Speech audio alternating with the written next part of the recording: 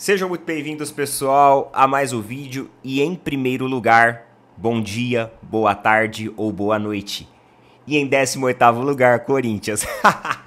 Hoje é sexta-feira, finalmente chegou o dia. Vamos falar um pouquinho sobre futebol, vamos conversar sobre vários assuntos. Teve Copa do Brasil ontem, tem o respiro do Vasco. O Vasco, meus amigos, melhorou, saiu daquela zona de sufoco no Campeonato Brasileiro. Encontrou ontem o resultado ali em cima do Atlético Paranaense, numa vitória por 2-1. Tudo bem, não é uma larga e ampla vantagem, mas já dá meio que um alívio ali para os caras. E o Corinthians perdeu para o Juventude. Um placar também discreto, placar totalmente reversível. Só que a gente sabe que os próximos compromissos do Corinthians, eles são bem complicados. Porque no final de semana o Corinthians enfrenta o Flamengo. E aí, na semana seguinte, já enfrenta novamente o jogo de volta, ao qual já está perdendo por 2-1 do Juventude. O Corinthians vai realmente entrando ali numa zona de perigo muito grande, porque precisa performar no Campeonato Brasileiro e também sente a necessidade de ter essa classificação, né, para poder trazer um pouco dessa alegria para o seu torcedor. Mas vamos lá.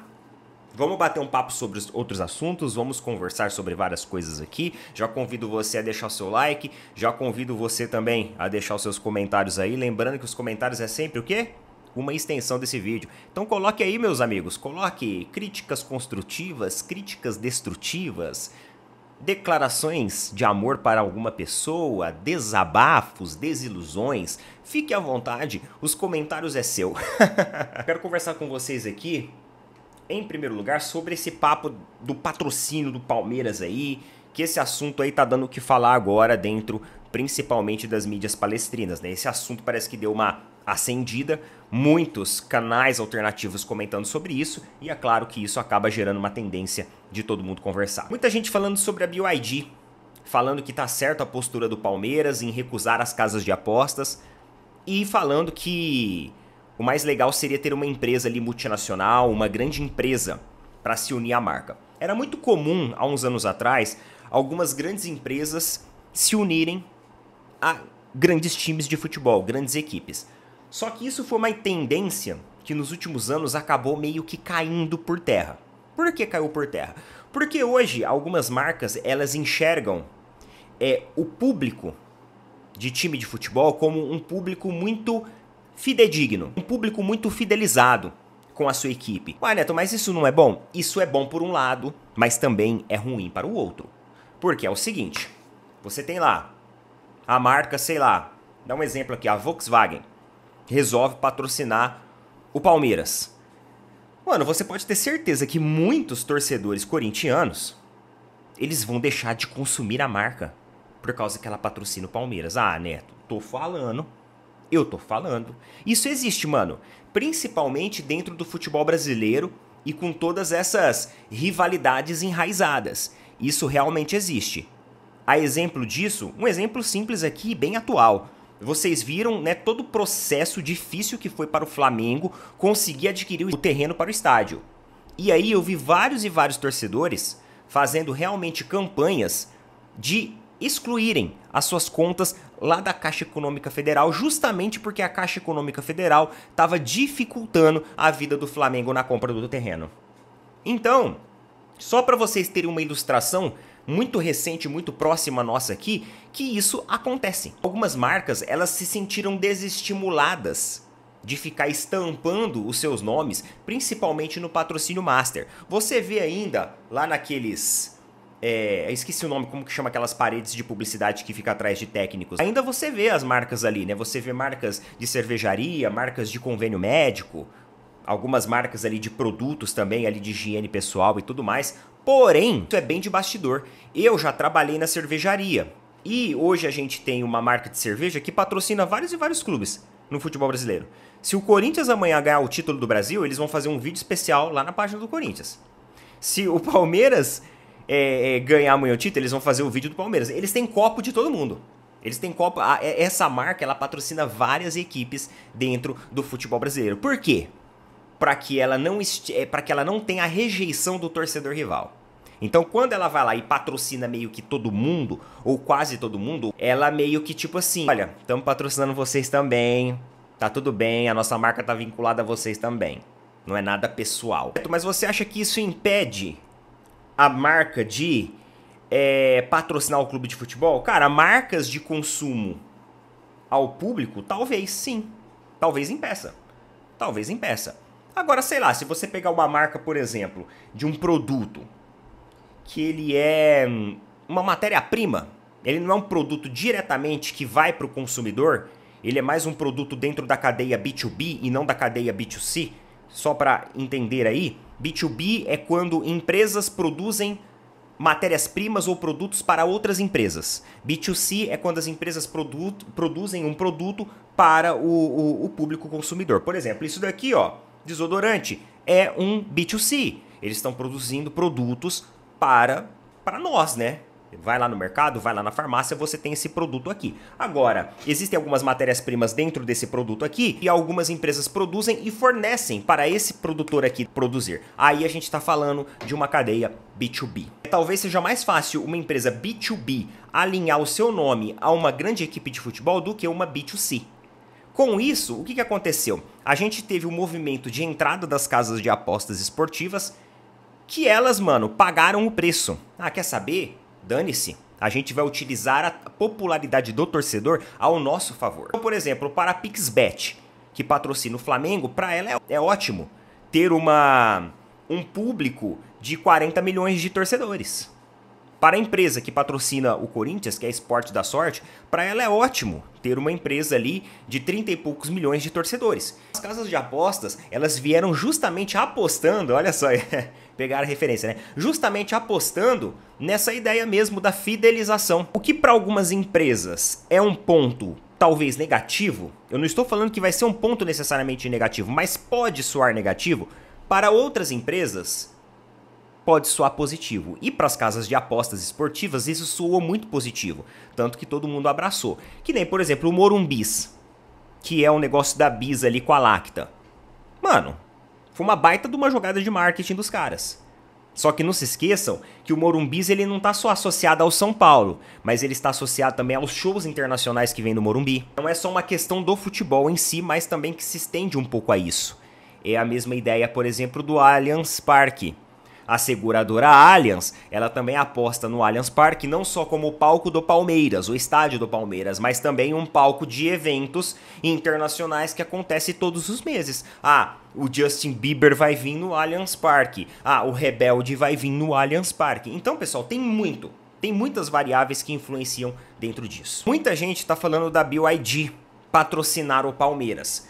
Só que vamos lá. Ah, a BYD... Muita gente falando assim, ela é uma marca consolidada, porque o Palmeiras quer uma marca que seja multinacional e que esteja consolidada dentro do mercado. Só que, observação, ela tem que estar consolidada dentro do mercado brasileiro. Não adianta você pegar uma marca que está consolidado dentro do mercado norte-americano, dentro do mercado de algum país europeu, dentro do mercado asiático, e você querer fazer a publicidade dela aqui. A marca não vai querer pagar. Então, Palmeiras, para ter uma marca que já seja consolidada no Brasil, tem que ser uma marca que já está há algum tempo aqui nos nossos lados aqui, né? Que já está com a gente há muito tempo, que já tem um bom tempo de mercado. E a BYD? Aí você tá falando assim, mas Neto, a BYD foi fundada lá na década de 90, né? Em meados da década de 90. É uma empresa de tecnologia de diversos produtos, começou ali com as baterias, que se tornaram muito famosas, né? Foram importadas por vários e vários países, foram utilizadas em vários e vários equipamentos. Eu sei, pessoal, eu sei. Só que a questão do BYD carro, o carro elétrico, ele chegou agora. Ela é muito recente dentro do Brasil. Então a BYD, eles têm dois caminhos aqui dentro do Brasil. Utilizar o Palmeiras como uma meta de popularidade para popularizar o seu produto e tornar a sua marca mais visível no futebol como um todo. Porque na hora que estiver no jogo ali, todo mundo vai estar consumindo a marca que vai estar estampada aqui. Só que tem o outro lado da moeda, que a gente tem que ver se é interessante para eles. E eu não sou o dono da verdade, eu não conheço os indicadores deles, eu não sei se é interessante ou se não é. É por isso que a gente está conversando aqui, a gente está batendo ponto a ponto.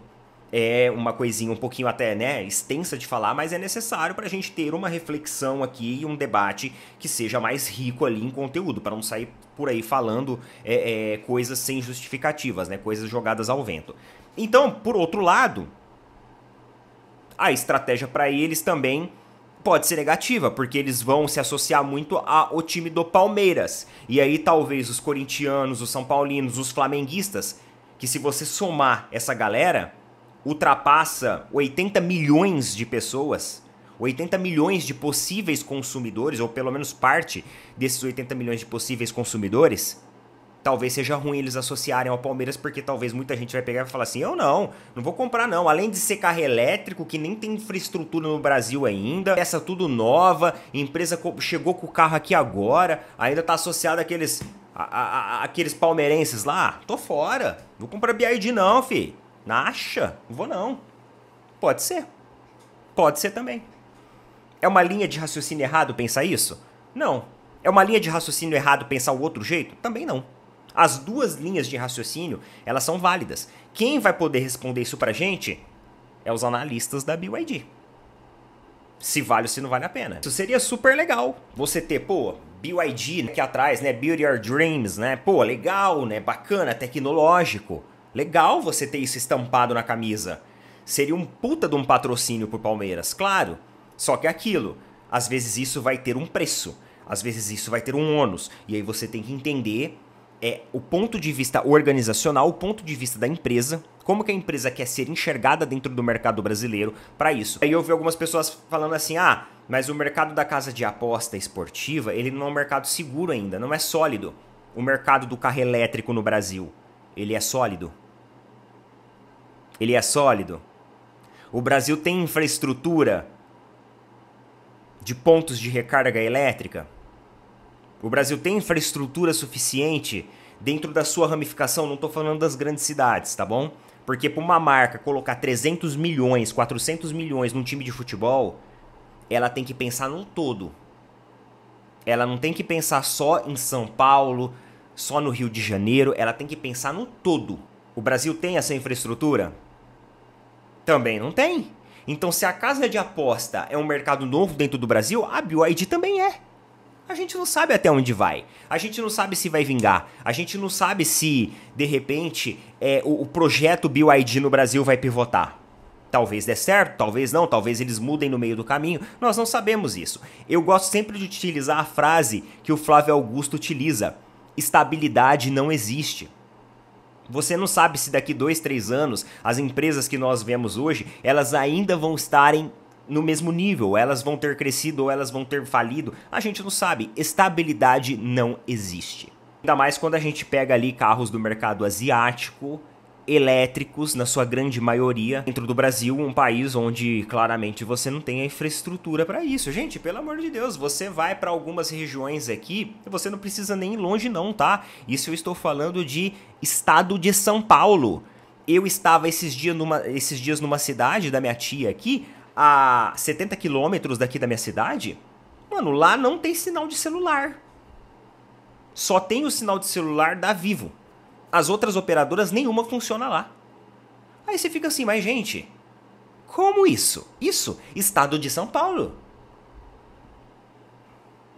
Então, tem tudo isso. É uma análise muito complexa e não é fácil de se fazer, não é do dia pra noite. Talvez para as bets, a análise é mais fácil. Porque geralmente o cara que ele é meio assim apostador, mano, ele não tá preocupado. Ele quer saber a bet que pra ele é mais confiável, que deposita mais rápido e onde ele tem um cupom com maior desconto. Então ele não tá muito interessado se tá patrocinando o Corinthians, o Flamengo, o Palmeiras. Ele tá querendo vantagem. Você entendeu? É o perfil do público também com o qual eles trabalham. Agora, o cara que vai comprar um carro elétrico, mano, ele tem, vixe, todo o tempo do mundo pra pensar em várias e várias variáveis. Pô, será que vale a pena? Pô, mas será que se eu for fazer uma viagem, essa bateria acabar? Mas isso, mais aquilo. Então ainda é um mercado muito novo. Mais novo até que a Bet, mano. Sério, o mercado do carro elétrico no Brasil, do carro elétrico, tá? Ele é mais novo que a Bet. Diante disso, do que você é a favor, Neto? Eu sou a favor da empresa que paga mais. Tá pagando? O dinheiro tá vindo? Pronto. Ah, Neto, mas e os escândalos e tudo mais? Ah, cara, mas você pega uma empresa igual a Bet Nacional. Não tem escândalo, mano. É uma plataforma regulamentada.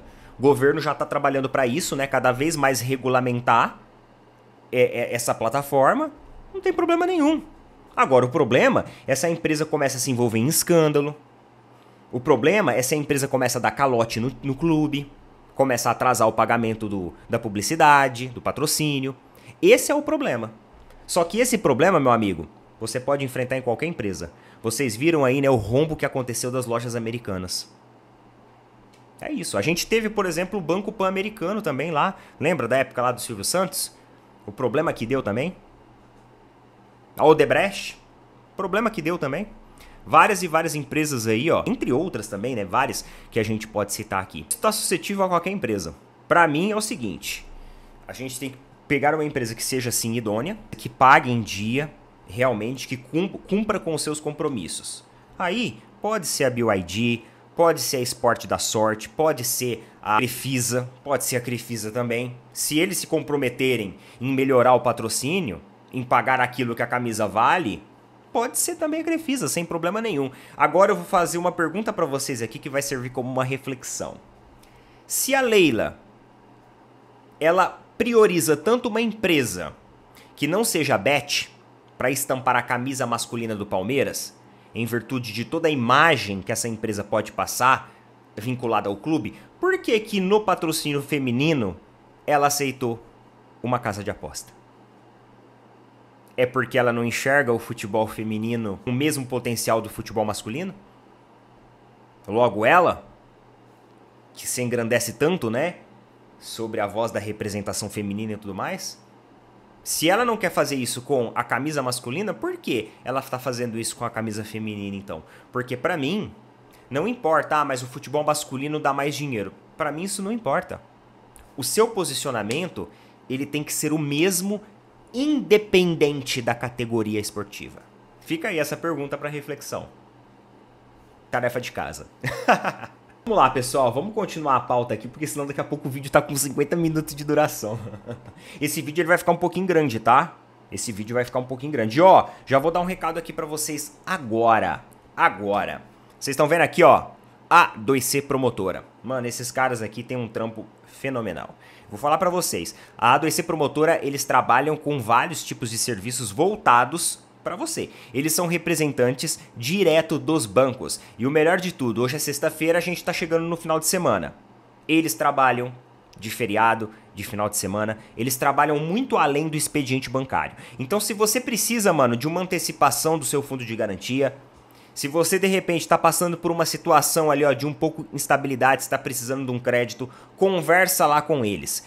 Clica no link que eu estou colocando fixado aí nos comentários, chama o pessoal da 2C Promotora, e fala pra eles, ó, não quero ficar igual o Corinthians não, quero organizar minha casa, quero organizar minhas contas, o que vocês têm aí pra me ajudar? Fala com o pessoal da 2C Promotora, eu tenho certeza que você vai gostar muito do atendimento deles, não se esqueça de falar que veio pelo Pina Porco, que eles já, ó, passa você ali, ó, pra um canal de atendimento exclusivo, beleza? Eficiência, rapidez, confiança, segurança, inclusive minha mãe esses dias, até falei no vídeo, né, que utilizou os serviços da 2C Promotora, o serviço é bom, viu? Pode falar com os meninos lá, a 2C Promotora, tamo junto. Nesse mercado de transferências agora, dessa temporada, tá meio assim, né? Você respirou, pá, surge um novo jogador no Flamengo. Dessa vez, foi confirmada a contratação lá do Plata, né? Do Gonzalo Plata.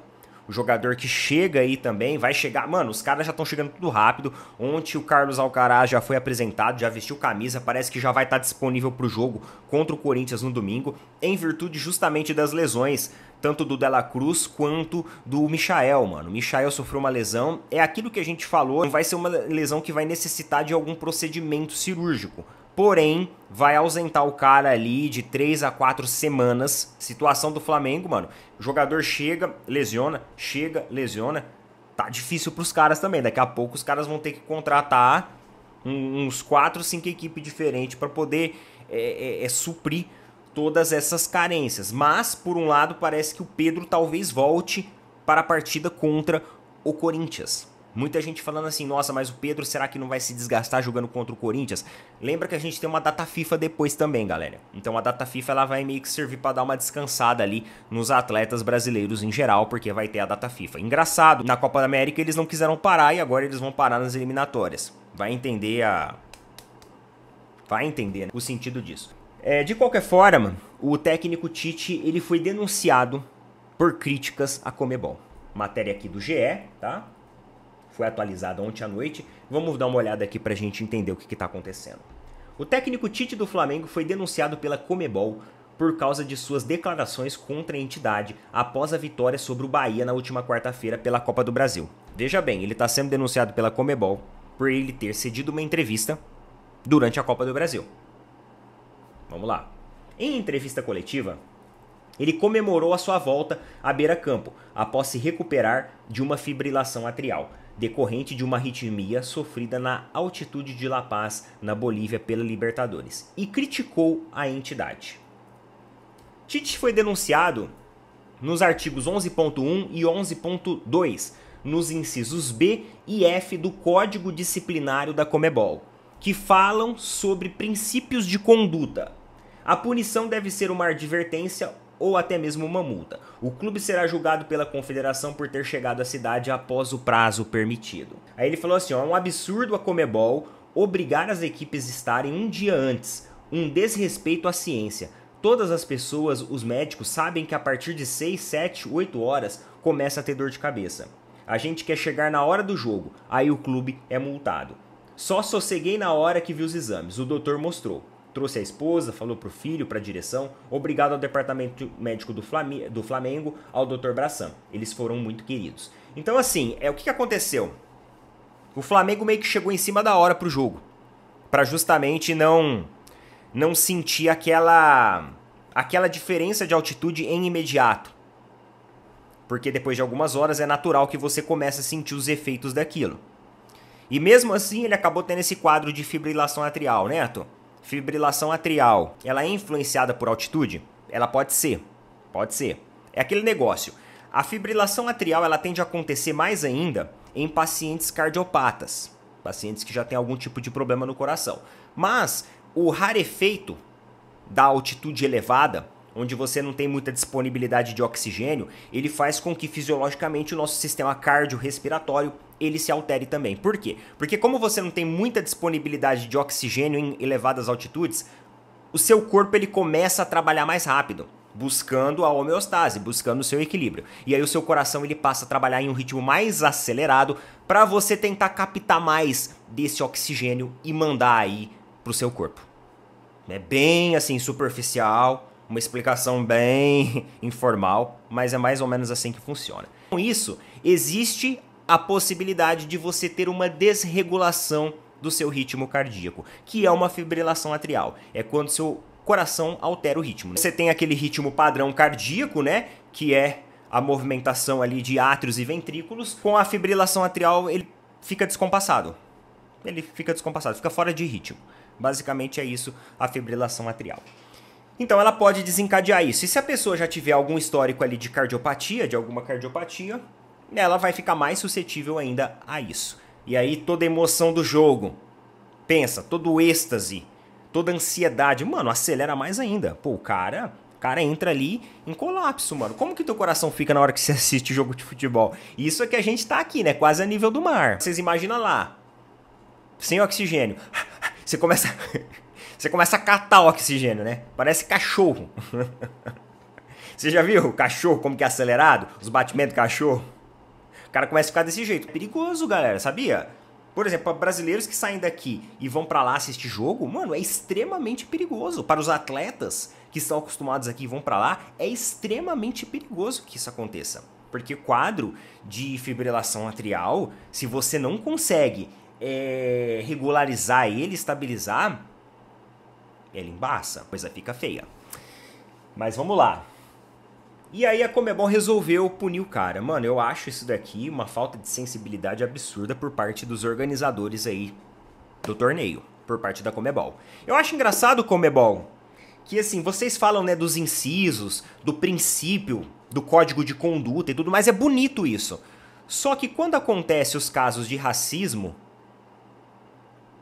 o que eu sinto de vocês é uma negligência brutal. Eu não sinto que vocês realmente condenam, que vocês vão a fundo na condenação, seja dos torcedores, seja de torcidas organizadas, seja dos próprios clubes, que às vezes permitem isso. Todo mundo começa a dar risada em volta, todo mundo começa a achar engraçado quando isso acontece. E aí? O Tite vai lá e fala apenas da questão do horário, falando que aquilo, na opinião dele, é um absurdo. E aí vocês querem colocar um inciso em cima do cara, e aí vocês querem vir com o manual ali debaixo do braço, de uma sacanagem muito grande isso.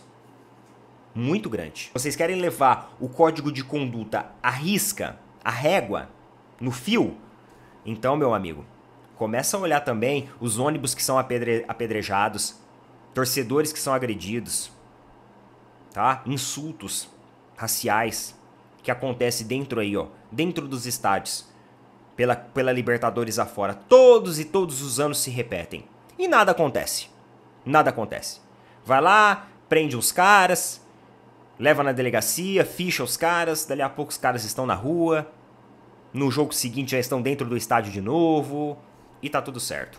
Pelo menos pra isso, os estádios brasileiros ainda, né, costumam banir o cara. Que nem no Allianz, o torcedor com reconhecimento facial, ele é banido de entrar dentro do Allianz Parque. Então, pelo menos ainda, os estádios brasileiros, as direções esportivas brasileiras, elas ainda fazem alguma coisa. Agora vocês... É toda vez a mesma história, é o mesmo filme. Mudam-se os personagens. E às vezes até os personagens são os mesmos. Infelizmente. Por tamanha negligência. Então, eu não sei se vocês têm muita moral pra falar sobre isso, não. Não sei, não. Não sei. Vocês sabem aí, ó, no final de semana tem o jogo do Corinthians e do Flamengo. E o Corinthians se propôs a pagar a multa pro Flamengo para que o goleiro do Corinthians possa jogar. O goleiro se tornou ali um herói na última disputa de pênaltis. Teve a classificação ali em cima do Red Bull Bragantino, naquele jogo que todo mundo já sabe, né? Que eu fiquei por aqui com aquele jogo. E aí após isso, mano, os caras acharam que descobriram, sei lá, o novo Oliver Kahn, novo Neuer, o maior goleiro do mundo.